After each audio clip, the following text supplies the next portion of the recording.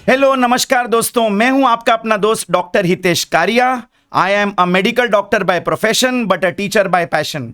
ठीक है, तो हमें हमारे व्यूअर्स की बहुत रिक्वेस्ट आ रही थी कि सर महाराष्ट्र बोर्ड का सिलेबस चालू कीजिए प्लीज, बिकॉज हम आपके वीडियोस देखने के लिए तरस गए। ठीक है, तो आपके रिक्वेस्ट को सराखों पे रखते हुए हम आपके लिए स्पेसिफिकली महाराष्ट्र बोर्ड का बायोलॉजी का कंटेंट लेके आ रहे हैं। ठीक है, तो आज हम शुरुआत करेंगे 11th स्टैंडर्ड के फर्स्ट टॉपिक से। अच्छा, अब यहां पर एक और बात मैं बताना चाहूंगा। जो लोग नीट की तैयारी करना चाह रहे हैं, जो लोग फ्यूचर डॉक्टर बनना चाह रहे हैं, राइट, हम लोग सिर्फ महाराष्ट्र बोर्ड का कंटेंट पकड़कर नहीं चल सकते, हमें कुछ एक्स्ट्रा इंफॉर्मेशन की भी जरूरत पड़ेगी। तो आप बिल्कुल भी घबराइए मत, जो भी इंफॉर्मेशन हमें नीट पॉइंट ऑफ व्यू से चाहिए वो एक्स्ट्रा इंफॉर्मेशन हम इसी कंटेंट पे, इसी चैनल पे आपको दे देंगे, राइट। तो अब बायोलॉजी के लिए आपको कहीं और जाने की जरूरत नहीं है, सब कुछ आपका यहां पर कवर हो जाएगा। चलिए शुरू करते हैं। तो आज हम Maharashtra board 11th standard biology का फर्स्ट चैप्टर चालू करेंगे। बहुत ही प्यारा सा ब्यूटीफुल टॉपिक है जिसका नाम है the living world. Biology subject का मतलब ही है लिविंग वर्ल्ड, बिकॉज बायो का मतलब है लिविंग और लॉजी का मतलब है स्टडी। तो जब आप लिविंग ऑर्गेनिजम्स की स्टडी करते हैं उसी को कहते हैं बायोलॉजी। तो बायोलॉजी है क्या? लिविंग वर्ल्ड की स्टडी को ही बोलते हैं बायोलॉजी। ठीक है, आइए शुरुआत करते हैं। लेक्चर ध्यान से सुनिए, आपके लिए हम कंटेंट इतना इजी कर देंगे। अगर आपने ध्यान से पूरे फोकस से हमारा लेक्चर सुना, ट्रस्ट मी, आप बायोलॉजी के बादशाह बन जाएंगे। That is an assurance to you from doctor Hitesh Karia, right. And what better than learning from a doctor himself. चलिए आइए शुरू करते हैं द लिविंग वर्ल्ड।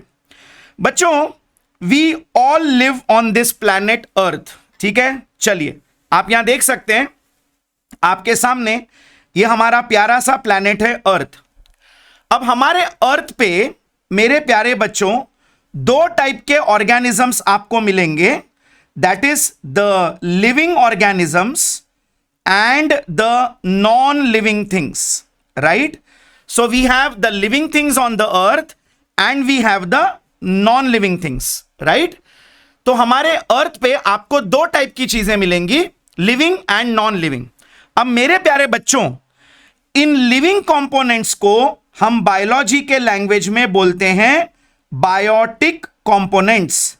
मतलब ये वो कंपोनेंट्स हैं जिनके अंदर जान है, जिनके अंदर लाइफ है, तो उन्हें हम कहेंगे biotic. In fact as of now अभी तक तो यही पता चला है कि हमारा अर्थ इकलौता ऐसा प्लैनेट है जिसके ऊपर लाइफ है। बाकी प्लैनेट्स पे अभी रिसर्च चल रही है, स्टडी चल रही है, शायद फ्यूचर में वहां ऐसे कंडीशंस हम बना लें कि हम दूसरे प्लैनेट्स पे भी जाके रह सके। But as of now earth is the only planet जिस पे लाइफ एग्जिस्ट करती है, राइट। और हमारे धरती पर जितने भी नॉन लिविंग कंपोनेंट्स प्रेजेंट हैं मेरे बच्चों, उन्हें हम कहते हैं एबायोटिक कंपोनेंट्स, राइट। अब यहां पे मैं आपको एक टिप दे देता हूं। बायो में whenever you come across the letter A का मतलब होता है विदाउट या एब्सेंट, और बायो का मतलब है लाइफ। तो जिसके अंदर लाइफ नहीं है उन्हें हम कहेंगे एबायोटिक, और जिसके अंदर लाइफ प्रेजेंट है उन्हें हम कहेंगे बायोटिक। अब आप इस इमेज पे देखिए, आपको यहां पर कितने सारे पेड़ पौधे, जानवर, इंसान नजर आ रहे हैं, right. You can see some birds here, you can see the deer here, you can see the fish here, you can see humans here, you can see the trees here, and you can see the dog and so many other animals and plants here, right? तो हर वो organism जिसके अंदर life है, by the way आपको एक बात बताऊं, हमारे धरती पर ऐसे भी कुछ ऑर्गेनिजम्स प्रेजेंट हैं जिन्हें हम देख नहीं सकते लेकिन उनके अंदर भी लाइफ है। यस एग्जैक्टली, उन्हें हम कहते हैं माइक्रो ऑर्गेनिजम्स। तो बैक्टीरिया हो गया, फंजाई हो गया, प्रोटोजोआ हो गया, इन सब में भी लाइफ है लेकिन हम इन्हें नेकेड आई से नहीं देख सकते, right. So all these are called biotic components. ठीक है, अब अगर हम एबायोटिक कंपोनेंट्स की बात करें तो आप यहां पे देखिए, यहां पर आप देख सकते हैं विंड, यहां पर आप देख सकते हैं, चलिए इसे हम थोड़ा दूसरे कलर से लिख लेते हैं, ओके। तो यहां पर आप देख सकते हैं सनलाइट, यहां पे आप देख सकते हैं वाटर, और यहां पे आप देख सकते हैं सैंड, राइट। सो ये सारी हमारे धरती के वो कंपोनेंट्स हैं जिनके अंदर कोई जान नहीं है, जिनके अंदर लाइफ नहीं है, तो इन्हें हम कहते हैं एबायोटिक कंपोनेंट्स, राइट। चलिए, अब हमारे दिमाग में एक क्वेश्चन आता है कि हम बोलते हैं धरती पे दो तरीके के कंपोनेंट्स है, biotic and abiotic, but how can we differentiate. अब हमारे सामने छुटकू है, बेचारा बायोलॉजी की स्टडी कर रहा था, तो ये छोटू को समझ में नहीं आ रहा था कि ऐसे कौन से पॉइंट्स हैं जिसके ऊपर से हम ये डिफरेंशिएट कर सकते हैं कि ये चीज लिविंग है, ये चीज नॉन लिविंग है, राइट। तो हमारे दिमाग में क्वेश्चन आता है, how do we differentiate between a living thing and a non living thing. अब आप बोलोगे सर लिविंग थिंग्स मूव कर सकते हैं, नॉन लिविंग थिंग्स मूव नहीं कर सकते, लेकिन अगर मैं एक टेबल को हिलाऊं तो वो हिल सकता है, तो movement can not be considered as an inclusive feature for life, right. तो मेरे प्यारे बच्चों, कुछ ऐसे प्रॉपर्टीज हैं, कुछ ऐसे प्रिंसिपल्स हैं जिनके बेसिस पे हम ये डिफरेंशिएट कर सकते हैं कि weather a particular thing is a living thing और अ नॉन लिविंग थिंग। चलिए आइए देखते हैं। तो मेरे प्यारे बच्चों, इन प्रिंसिपल्स को हम कहते हैं the basic principles of life. The first one is called metabolism, the second one is called growth and development, the third basic principle is ageing, the fourth one is called reproduction, the fifth one is called death, and the sixth one is called response to stimuli, right। अगर किसी चीज के अंदर आपको ये सारी principles देखने मिलेंगी तो हम कह सकते हैं कि वो पर्टिकुलर चीज लिविंग है, राइट। वेरी इंपॉर्टेंट, ध्यान से सुनिए, बहुत ही इजी, बहुत ही प्यारा चैप्टर है, बिल्कुल भी स्ट्रेस लेने की जरूरत नहीं है। थोड़ा सा ध्यान दीजिए, हम आपको चैप्टर यहीं पे लर्न करवा देंगे, ठीक है। सो अगर हमें क्वेश्चन पूछा जाए what are the basic principles of life, so it is metabolism, growth and development, aging, reproduction, death and response to stimuli। चलिए इन्हें वन बाय वन स्टडी करने की कोशिश करते हैं। बच्चों, अब ये जो मेटाबॉलिज्म वर्ड है, ये हम लोग लोअर क्लासेस से पढ़ते आ रहे हैं कि लिविंग ऑर्गेनिजम्स के बॉडी में मेटाबॉलिक रिएक्शंस हो रहे हैं, मेटाबॉलिक एक्टिविटीज चल रही हैं। अब ये मेटाबॉलिक एक्टिविटीज या मेटाबॉलिज्म है क्या, चलिए ध्यान से समझते हैं। बच्चों, आप इतना बात तो मानते हैं, किसी भी लिविंग ऑर्गेनिज्म को जिंदा रहने के लिए, अपनी बॉडी की एक्टिविटीज करने के लिए एनर्जी की जरूरत पड़ेगी। All living beings require energy for survival, right. अब ये एनर्जी हमें कैसे मिलती है? तो मेरे प्यारे बच्चों, हमारे बॉडी के अंदर, हमारे बॉडी के सेल्स में जितने भी केमिकल रिएक्शंस चल रहे हैं, सी बच्चों, our body is like a factory, right. हमारे बॉडी का सेल उस फैक्ट्री का एक यूनिट है और दिन भर हमारे बॉडी के हर सेल में कोई ना कोई रिएक्शन चल रहा है। कहीं पे कोई चीज बन रही है, कहीं पे कोई चीज कट रही है, टूट रही है, फट रही है, फिर कहीं बन रही है, फिर कहीं टूट रही है, राइट। कहीं कोई चीज from A form to B form convert हो रही है।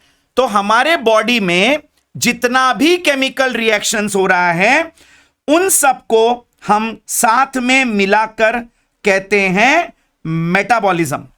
Yes my friends, okay. So all the chemical reactions going on in our body are called metabolism, ठीक है। अगर हमें मेटाबॉलिज्म को डिफाइन करना है तो कैसे डिफाइन करेंगे? देखिए, it is the sum total of all the chemical reactions, the sum total of all the chemical reactions going on in our body or in our cells is called as metabolism।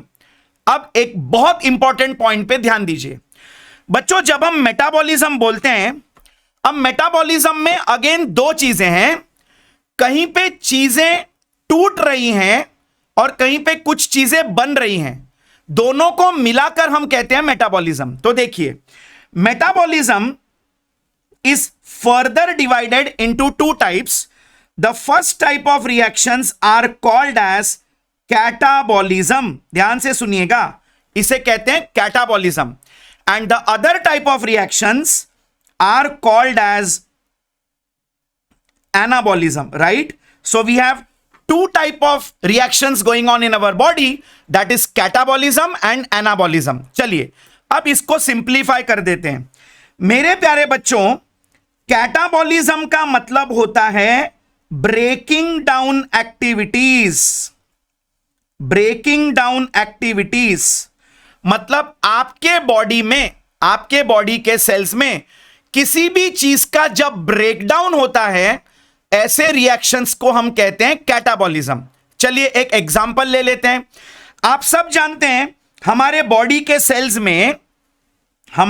Sales में glucose is broken down to produce ATP, और इसी के साथ साथ carbon dioxide and water vapour are formed as by products. बराबर है. तो हम ग्लूकोज को हमारे बॉडी सेल्स में ब्रेक कर रहे हैं एनर्जी निकालने के लिए. So this is a catabolic activity. लेकिन अब आइए बात करते हैं एनाबॉलिज्म की. आप सब जानते हैं कि प्लांट्स के लीव्स में, मान लीजिए ये एक प्लांट का पत्ता है, जब इस पर सनलाइट गिरती है, ओके, जब इस प्लांट के पत्ते पर when sun rays fall on the leaves, तो प्लांट्स इस सनलाइट को ट्रैप करके कार्बन डाइऑक्साइड और वाटर की मदद से यहां पर ग्लूकोज बनाते हैं, ग्लूकोज सिंथेसाइज करते हैं, राइट. तो इस by a process called as photosynthesis. तो मेरे प्यारे बच्चों, photosynthesis is a anabolic activity. तो एनाबॉलिक एक्टिविटी को हम कैसे डिफाइन करेंगे? All the building up activities are called anabolic activities. तो अगर कहीं चीजें कट रही हैं, फट रही हैं, दैट इज कैटाबॉलिक. और अगर कहीं छोटी छोटी चीजों को जोड़कर कोई बड़ी चीज बनाई जा रही है, उसे कहते हैं anabolism. So the total of catabolism and anabolism is called as metabolism. तो मेरे प्यारे बच्चों, आपके बॉडी में अभी भी मेटाबॉलिज्म हो रहा है, इसीलिए आपको लिविंग कहा जाता है. इनफैक्ट मेटाबॉलिज्म एक ऐसा प्रिंसिपल है which is an inclusive feature of living things. मतलब ये आपको सिर्फ और सिर्फ लिविंग थिंग्स में देखने मिलेगा. Are you understanding? राइट बच्चा लोग? ओके, तो इसे कहते हैं मेटाबॉलिज्म. चलिए आइए आगे बढ़ते हैं. अब अगला जो प्रिंसिपल है जो हमें एक नॉन लिविंग थिंग से अलग करता है, वो है ग्रोथ एंड डेवलपमेंट. सी, मुझे एक बात बताइए, जब आप पैदा हुए, जब कोई लिविंग ऑर्गेनिज्म पैदा होता है, वो एक छोटू सा बच्चा होता है, फिर वो थोड़ा बड़ा होता है, वो और बड़ा होता है, और बड़ा होता है, और अल्टीमेटली वो एक अडल्ट बन जाता है. मतलब जब हम ग्रो हो रहे हैं, हमारी साइज बढ़ रही है, हमारे सेल्स का नंबर बढ़ रहा है. So remember, all living organisms show tendency of growth and development, right? So this is also a property of living organisms. लेकिन मुझे एक बात बताइए, क्या आपने कभी सैंड ड्यून्स देखे? मतलब अगर आप कभी डेजर्ट में गए होंगे या राजस्थान में गए होंगे, आपने देखा होगा वहां पर ऐसे बड़े बड़े रेत के पहाड़ होते हैं, राइट? मेरे बच्चों, इन्हें हम कहते हैं सैंड ड्यून्स, ठीक है. या आप कोई बड़ा सा पत्थर ले लीजिए, कोई रॉक ले लीजिए, इस रॉक को हम कहते हैं बोल्डर. एक बड़े रॉक को, बड़े पत्थर को हम कहते हैं बोल्डर्स. सी, ये सैंड ड्यून्स पे अगर और रेत मिला दी जाए, अगर इसके ऊपर और रेत चढ़ती जाए, तो मेरे बच्चों ये सैंड ड्यून्स का साइज भी बड़ा होगा. तो ग्रोथ तो इसकी भी हो रही है. तो क्या हम इसको लिविंग ऑर्गेनिज्म कह देंगे? नहीं, क्योंकि यहां पर ग्रोथ इज हैपनिंग एक्सटर्नली. मैं बाहर से कोई चीज ऐड करते जाऊं तो भी वो चीज साइज में बड़ी हो जाएगी. सी, अगर इस पत्थर पे, मान लीजिए इस पत्थर पे मैं और मिट्टी लगाते जाऊं, और मिट्टी लगाते जाऊं, और सीमेंट लगाते जाऊं, तो ये पत्थर भी साइज में बड़ा हो जाएगा, ग्रो हो जाएगा. तो क्या हम इसे लिविंग ऑर्गेनिज्म कहेंगे? नहीं. तो लिविंग कहलाने के लिए एक चीज हमें याद रखना है कि growth always happens from inside. Yes my dear friends, growth in living organism always happens from inside. तभी हम उस ऑर्गेनिज्म को लिविंग ऑर्गेनिज्म कह सकते हैं. सेकेंडली, एक बात याद रखिए, देखिए आपके टेक्स्ट बुक में एक वर्ड यूज किया है, growth is a well orchestrated process. देखिए बहुत ब्यूटीफुल, बहुत प्यारा सा वर्ड यहां यूज किया है, ऑर्केस्ट्रेटेड। बच्चों आप लोगों ने कभी ऑर्केस्ट्रा सुना है? जो लोग ऑर्केस्ट्रा बजाते हैं उसमें एक ही इंस्ट्रूमेंट थोड़ी होता है, उसमें ड्रम भी होता है, पियानो भी होता है, वो बाजे भी होते हैं, कई तरह के इंस्ट्रूमेंट्स होते हैं, और सबका कंबाइंड म्यूजिक जब निकलता है तो एक प्यारी सी मेलोडी बनती है जिसे हम कहते हैं ऑर्केस्ट्रा, राइट? उसी तरह से जब हम कहते हैं growth is an well orchestrated process, मतलब क्या?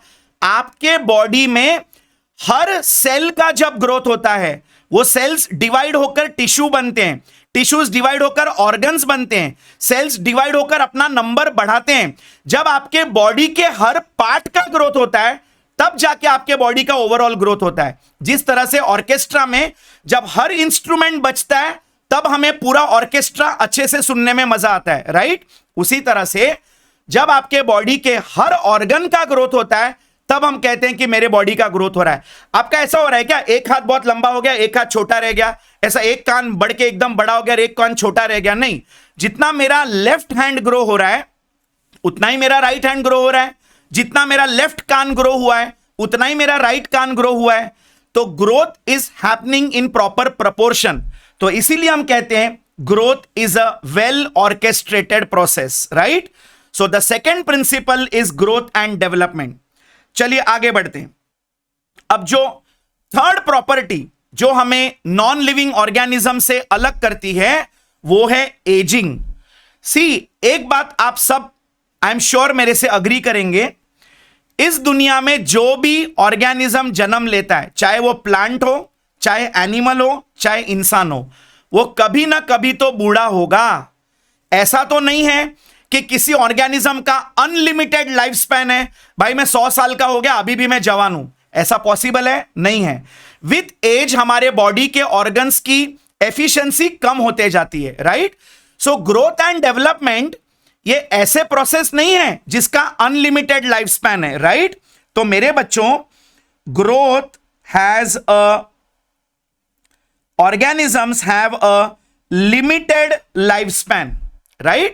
सी, जैसे जैसे हमारी ग्रोथ होती है, एक बहुत इंपॉर्टेंट पॉइंट सुनिए, हमारे बॉडी के सारे मॉलिक्यूल्स, हमारे बॉडी के सारे ऑर्गन्स, हमारे बॉडी के सारे सिस्टम्स, इनकी इफेक्टिव फंक्शनिंग, इनकी काम करने की एबिलिटी, इफेक्टिव फंक्शनिंग का मतलब है इनकी काम करने की एबिलिटी ये कम होते जाती है, ये रेड्यूस होते जाती है, और फिर हम कहते हैं कि सो एंड सो आदमी बूढ़ा हो गया, राइट?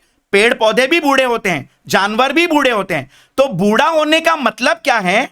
मेरे बॉडी के ऑर्गन्स आज से कुछ साल पहले जितना अच्छी तरीके से काम करते थे अब वो उतना अच्छी तरीके से काम नहीं कर रहे हैं, तो मैं कहूंगा कि मैं बूढ़ा हो गया हूं, right? So ageing is nothing but the reduced functioning of the different molecules, the organs and the systems in your body.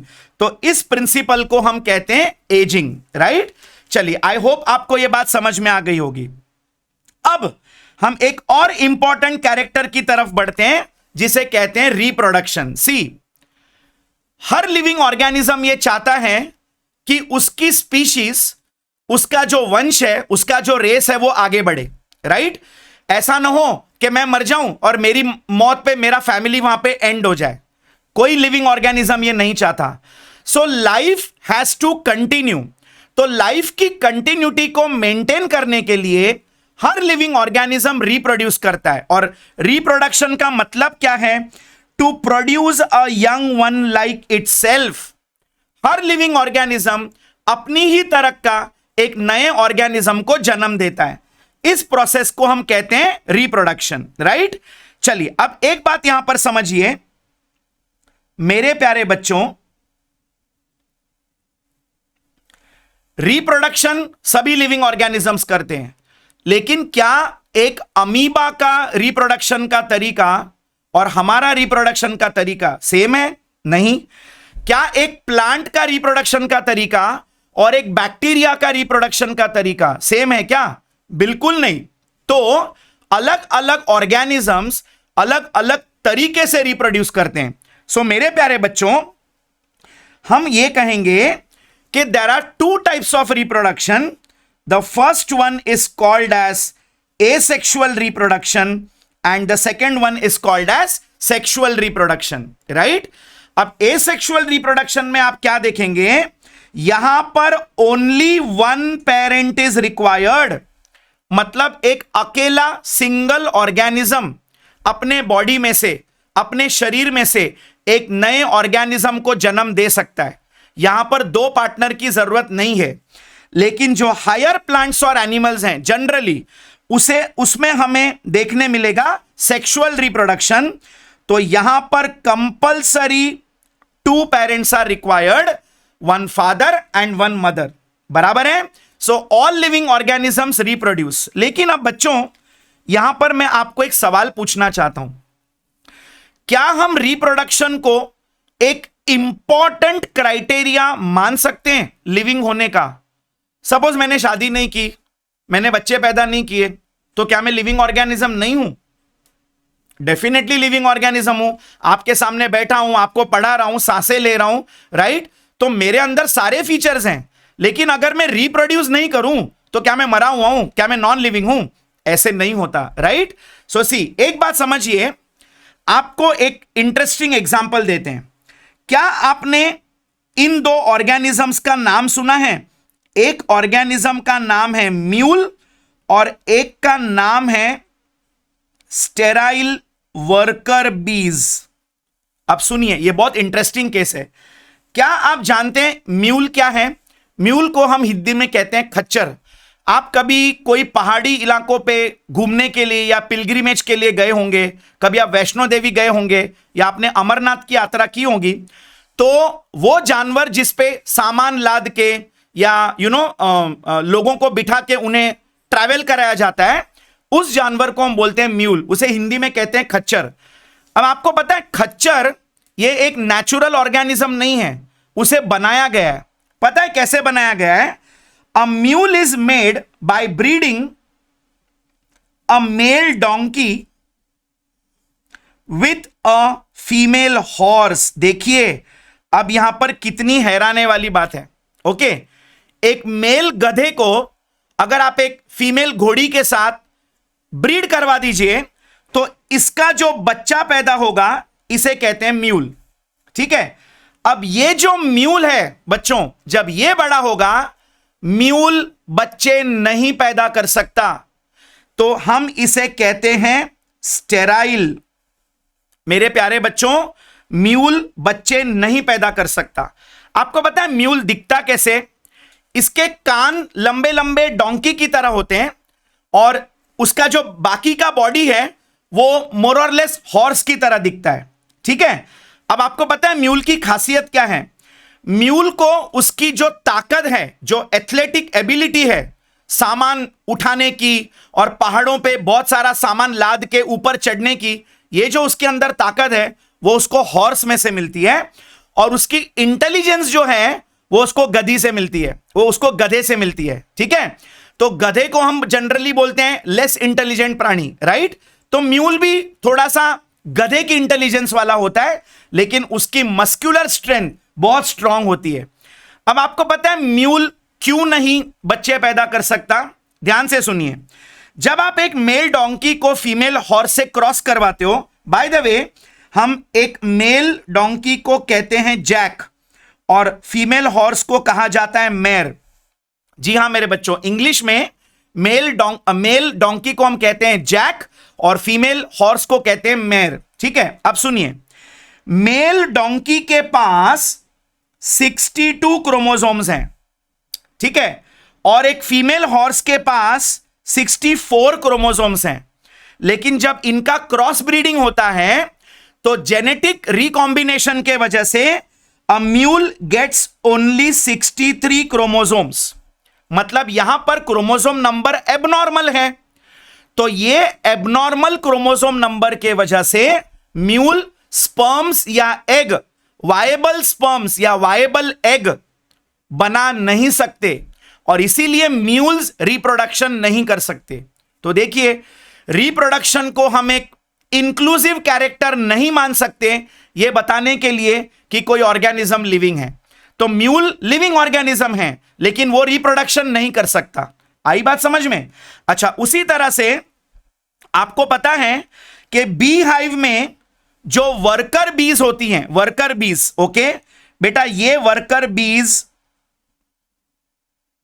ये फीमेल होती हैं और ये फीमेल वर्कर बीज भी रिप्रोडक्शन नहीं कर सकती, ये बच्चे पैदा नहीं कर सकती, तो इन्हें भी हम कहते हैं स्टेराइल। अब पता है इसके पीछे भी एक इंटरेस्टिंग रहस्यमय बात है मैं जो आपको बताना चाहूंगा। सी, बी हाइव में एक मेन बी होती है जिसे हम कहते हैं क्वीन, वहां पर क्वीन का ही राज चलता है, ठीक है। और जो मेल बीज होते हैं उन्हें हम कहते हैं ड्रोन्स। ड्रोन्स क्या करते हैं? कुछ नहीं करते। ड्रोन सिर्फ वो क्वीन बी के साथ रिप्रोडक्शन करते हैं और क्वीन बी अंडे देती रहती है। अब ये जो वर्कर बीज हैं, ये स्टेराइल बीज, वो बी हाइव को मेंटेन करने का काम, मतलब फ्लावर्स में से नेक्टर लेके आने का, उसमें से हनी बनाने का, वो छत्ते का मेंटेनेंस करने का, छत्ते की देखभाल करने का, ये काम होता है इन वर्कर बीज का। पूरा दिन काम करती रहती हैं। वो फीमेल्स हैं लेकिन वो बच्चे पैदा नहीं कर सकती। क्यों पता है? सुनिए, ऐसे माना जाता है कि ये क्वीन अपने अंदर से एक हार्मोन रिलीज करती है जिसे हम कहते हैं फेरोमोन्स। और ये फेरोमोन्स क्या करते हैं? ये फेरोमोन्स इन वर्कर बीज के एक पर्टिकुलर जीन को एक्टिवेट कर देते हैं और उस जीन को हम कहते हैं एनार्की जीन, ठीक है। तो ये फेरोमोन्स जो क्वीन बी रिलीज करती है वो वर्कर बीज के एनार्की जीन को एक्टिवेट कर देते हैं, जिसकी वजह से ये वर्कर बीज बच्चे पैदा नहीं कर पाती। सो सी, रिप्रोडक्शन में भी कुछ एक्सेप्शन है। So a mule and worker bees they are completely sterile, ठीक है। चलिए आगे बढ़ते हैं। अब अगला जो प्रिंसिपल जो हमें लिविंग ऑर्गेनिज्म से अलग करता है वो है डेथ। सी, और एक चीज आई एम श्योर हम सब जानते हैं, हर वो ऑर्गेनिज्म जिसने धरती पे जन्म लिया है कभी ना कभी उसको जाना है, कभी ना कभी वो मरेगा, कभी ना कभी उसकी मृत्यु निश्चित है, राइट। कोई ऐसा लिखा के नहीं लाया कि मैं अमर हूं, मैं कभी मरने नहीं वाला हूं। हां, एज अलग अलग हो सकता है, आप कोई 80 साल जीता है, कोई 90 साल जीता है, कोई 100 साल जीता है, लेकिन आज नहीं तो कल कभी ना कभी सबको मरना है, राइट। तो क्या होता है, जैसे जैसे हमारी एज होती है the body loses its capacity to perform metabolism. जब हमारे बॉडी के सेल्स मेटाबॉलिज्म करना बंद कर देते हैं तब उस ऑर्गेनिज्म की मौत हो जाती है, राइट। अच्छा, अब आप बोलोगे सर नॉन लिविंग थिंग भी तो डेड है ना। नहीं बेटा, वो पहले से नॉन लिविंग है, उनमें कभी जान थी ही नहीं। हमारे में जान थी फिर वो निकल गई, उसे कहते हैं death, right. So all living organisms die. This is again a very important property of living organisms. चलिए आगे बढ़ते हैं। अब अगला जो property, a very very unique feature जो आप लोगों को सिर्फ एक लिविंग ऑर्गेनिज्म में देखने मिलेगा वो है रेस्पॉन्स टू स्टिम्युलाई। चलिए पहले तो स्टिम्युलाई क्या है जानते हैं। बेटा, stimuli is the plural for the word stimulus. अब स्टिम्युलस का मतलब क्या है? Any change inside your body और इन योर एक्सटर्नल सराउंडिंग, कोई भी change in your surroundings is called as a stimulus. और जब भी हमारे आजू बाजू में कोई चेंज होता है, लिविंग ऑर्गेनिजम्स उस चेंज को रिएक्ट करते हैं, इसे कहते हैं रेस्पॉन्स टू स्टिम्युलाई। मुझे एक बात बता दीजिए, अब समझ लीजिए आपके घर में एक टेबल है, मैंने वो टेबल को 10 चाटे मारे, तो क्या वो टेबल मुझे रिटर्न में और 2 चाटे मार देगा ज्यादा? बिल्कुल नहीं मारेगा। लेकिन अगर बिना वजह मैंने किसी इंसान को चाटा लगा दिया, वह क्या भाई अपने पप्पा की शादी में आया क्या, क्यों मार रहा है, वो भी मुझे 2 सामने कान के नीचे लगा देगा, right. So only living things have the ability to respond to stimuli. देखिए क्या बोला है, any living being responds to thermal, chemical और biological changes in the surrounding. चलिए एग्जांपल लेते हैं। थर्मल चेंज मतलब a change related to temperature. मुझे बताइए, अगर आपके आसपास बहुत गर्मी हुई तो आप क्या करेंगे? आप पंखा चालू कर लेंगे, आप एसी चला लेंगे, आप अपने कपड़े निकाल के स्विमिंग पूल में डुबकी मार देंगे। तो आपने क्या किया? आपने गर्मी को रेस्पॉन्ड किया। तो गर्मी, the heat was the stimulus and your action was the response. चलिए और एक एग्जांपल लेते हैं। समझिए आपके आसपास बहुत ठंड पड़ रही है, एकदम बर्फीली ठंड पड़ रही है। आप क्या करोगे? आप जैकेट पहन लोगे, आप हीटर चला लोगे, आप कंबल ओढ़ लोगे। तो आपने क्या किया? आपने रेस्पॉन्ड किया टू द स्टिम्युलाई, सो द ठंड वॉज द स्टिम्युलस, राइट? अच्छा, आपको पता है एक प्लांट है, आप यहां पर देख सकते हैं। ये प्लांट को हम टच मी नॉट प्लांट बोलते हैं, लेकिन इसका साइंटिफिक नेम आपको पता होना चाहिए। इस प्लांट को हम कहते हैं माइमोसा पुडिका। क्या कहते हैं मेरे बच्चों? माइमोसा पुडिका, जिसे हम कॉमन लैंग्वेज में touch me not. See, plants भी रेस्पॉन्ड करते हैं। अगर आप उसके लीफलेट्स को टच करोगे तो तुरंत वो अपने लीफलेट्स को फोल्ड करके क्लोज कर देगा। फिर जब आप वो टच हटा लोगे, कुछ ही मिनट्स में वो वापस ओपन हो जाएगा, राइट? उसी तरह से जब हम किसी हॉट ऑब्जेक्ट को टच करते हैं, आउच, हम अपना हाथ पीछे खींच लेते हैं। समझिए चलते चलते आपके पैर में कोई कांटा चुभ गया, आई ग, हमारा पैर ऊपर आ जाता है, राइट? तो ये क्या है? ये है रेस्पॉन्स टू स्टिम्युलाई। देन अब हमारे आजू बाजू में केमिकल चेंजेस भी होते हैं। जब कोई पोल्यूशन बढ़ता है तो हम लोग उसके खिलाफ रेस्पॉन्ड करते हैं। अगर मेरे आजू बाजू में किसी ने कोई जहरीली गैस छोड़ दी तो मैं उसके खिलाफ रेस्पॉन्ड करूंगा। अच्छा, बायोलॉजिकल चेंज। चलिए आपको एक ब्यूटीफुल एग्जांपल देते हैं। पूरी दुनिया ने इस चेंज को 2 साल फेस किया।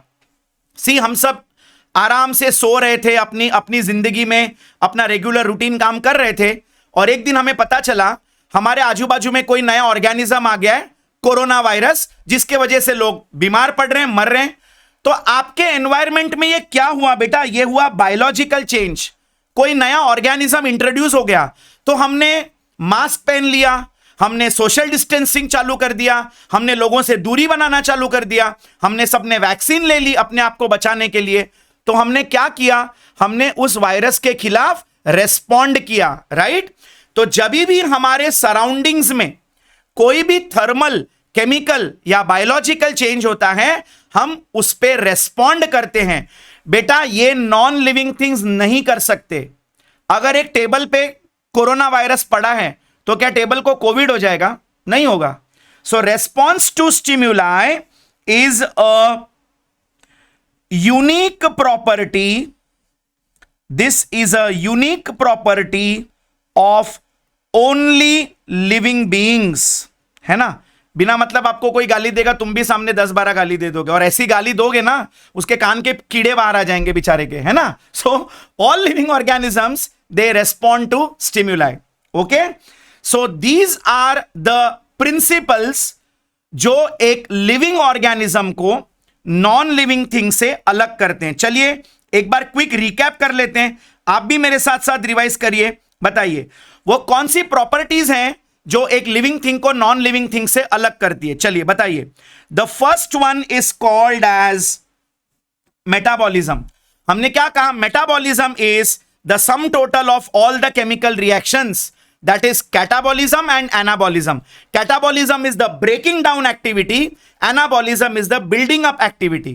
इसी से हमें एनर्जी मिलती है और इसी को हम कहते हैं मेटाबॉलिज्म। देन अगला पॉइंट हमने कहा growth and development. From birth all living organisms show tendency of growth and development, ठीक है?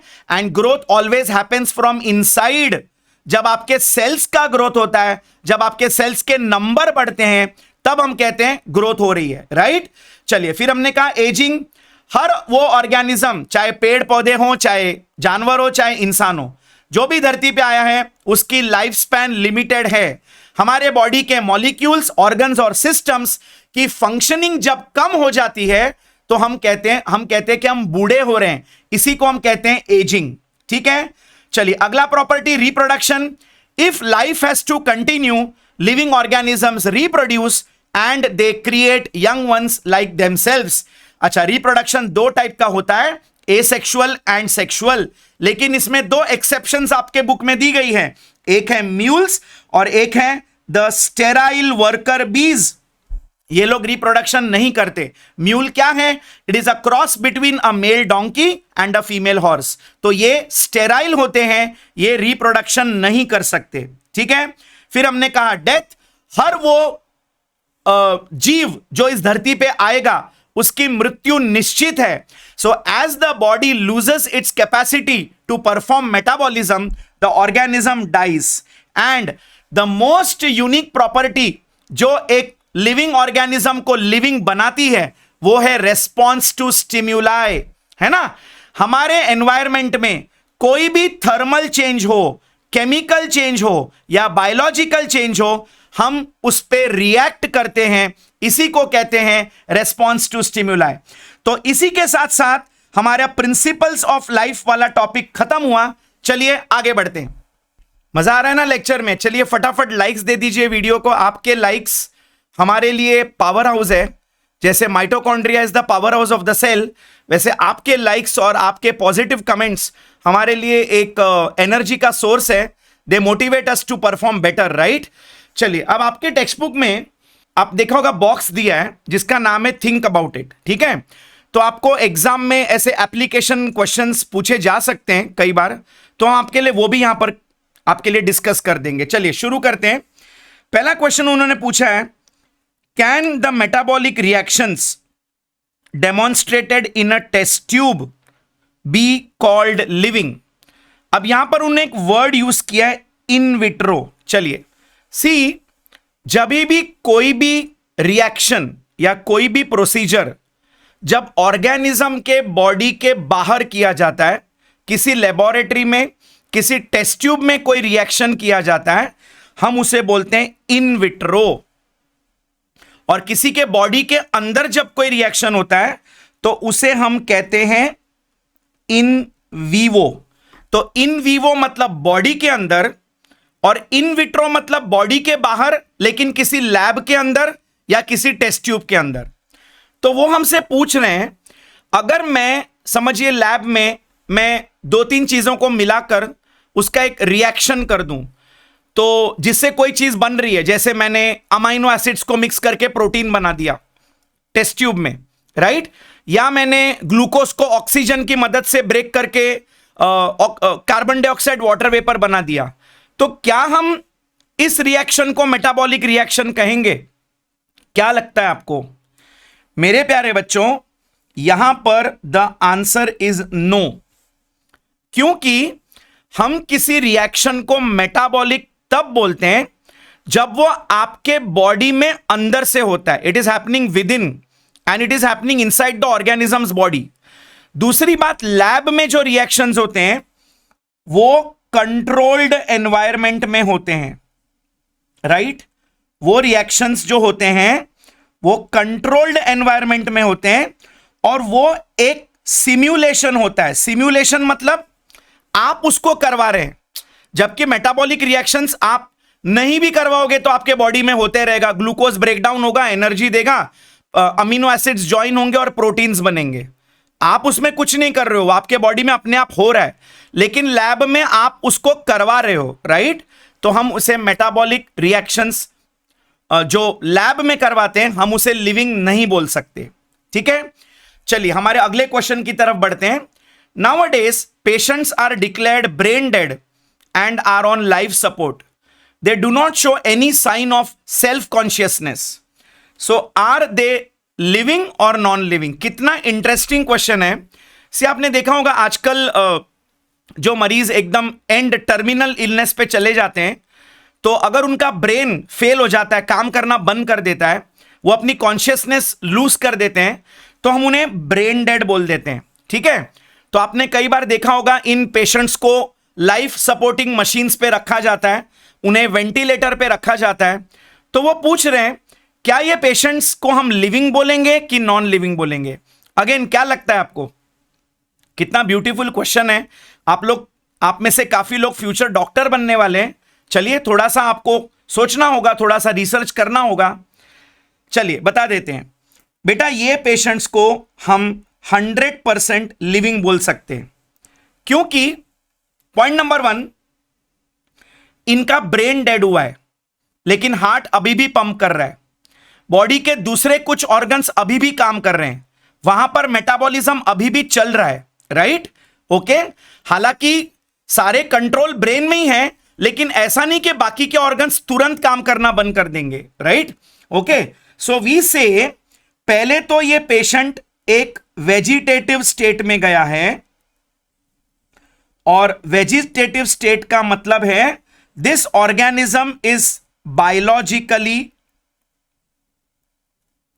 स्टिल वायबल, वो अभी भी वायबल है, राइट?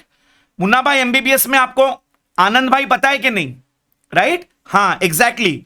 तो यहां पर अभी भी ये बायोलॉजिकली वायबल है, वो वेजिटेटिव स्टेट में जा चुके हैं, राइट? एंड दूसरी बात, ये एक अनकॉन्शियस स्टेट में हैं, लेकिन अभी उनकी डेथ नहीं हुई है, तो इन ऑर्गेनिजम्स को या इन पेशेंट्स को हम अभी भी लिविंग कह सकते हैं, ठीक है?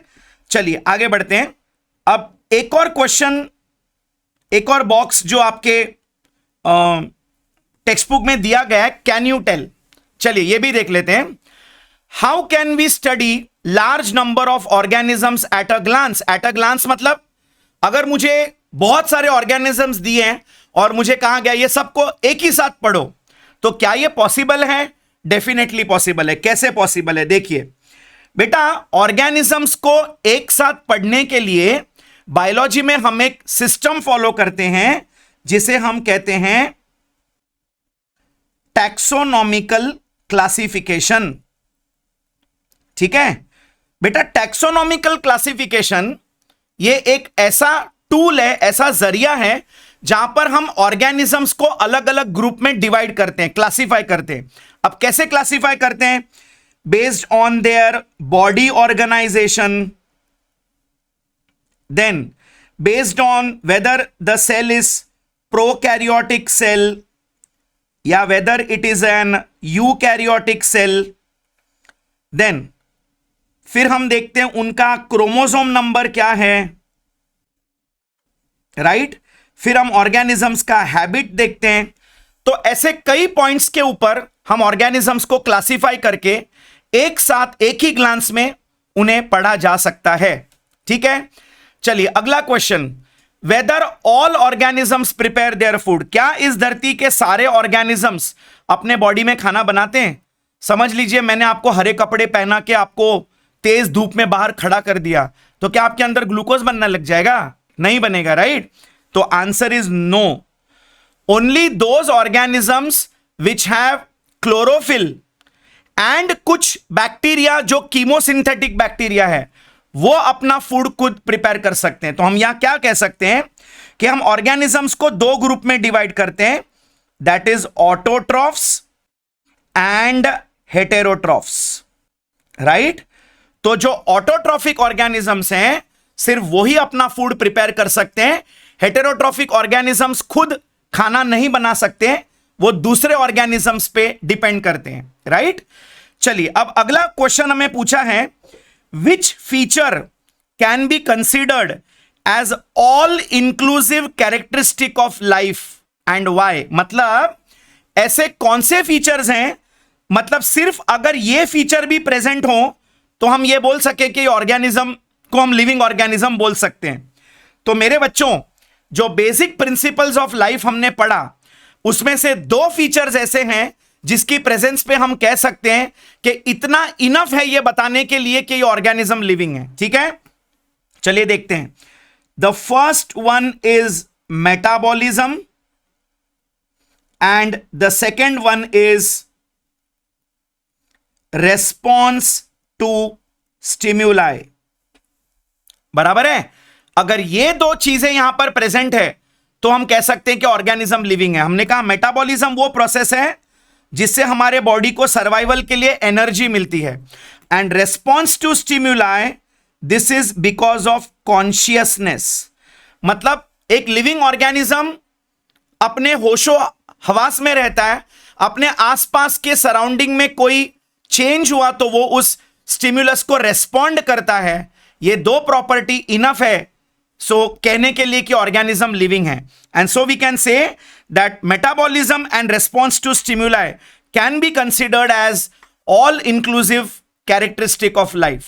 ठीक है, चलिए आई होप आप लोगों को यहां तक का जो लेक्चर है वो समझ में आ गया होगा. अब अगले लेक्चर में हम पढ़ेंगे एक वेरी इंटरेस्टिंग टॉपिक जिसका नाम है टैक्सोनॉमिकल एड्स.